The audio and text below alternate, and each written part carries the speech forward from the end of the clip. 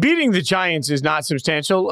If the draft were today, the New York Football Giants would have the number 1 overall pick as a result of today's action. Atlanta wins 34-7. Michael Penix Jr., I want to read you his stat line, 18-27, 202, with a pick that it wasn't his fault. But this was bigger than that. This was, and the broadcast pointed out a few times, his ability to move defenders with his body angles, with his eyes, with his shoulders. Like, he was creating throwing windows in a way that I just didn't know that was going to be part of Michael Penix Jr. this early. And it speaks to something you've talked about. Could this be a historic draft class?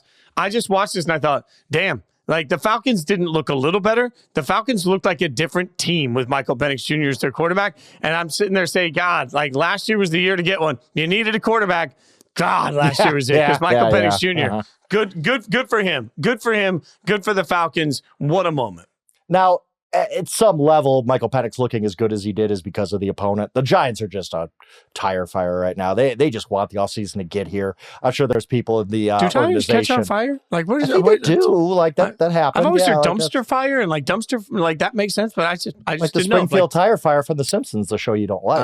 The tire fire. Yeah, like, that's why. That's just fair. Yeah, but like, this Giants team is not going to win another. They're going to get the number 1 pick. They're not winning another game. That is dead man walking as much as I've ever seen an NFL team. They just look terrible. Like, they look legitimately terrible.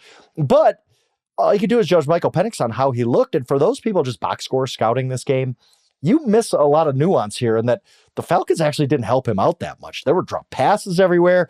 As you alluded to, that interception is just Kyle Pitts fumbling it up and into the air and the Giants picking it off. Kyle Pitts is a disaster at this point. Oh, my goodness. What has happened to him? We're going to look back. We're looking back at history and being like, the tight ends who had 1,000 yards as a rookie are Mike Ditka, Brock Bowers, and Kyle Pitts? Really? Yeah. Because he hasn't done anything since. That was bad. But Penix looked good. If you watch his game, he looked confident. He looked like he knew where he was going with the ball. He looked like he had all the physical skills to get the ball there. Like you said, opening up, throwing it. Like, everything you want to see out of a quarterback, no matter if it's his first game or 50th game. Michael Penix did it. I was impressed.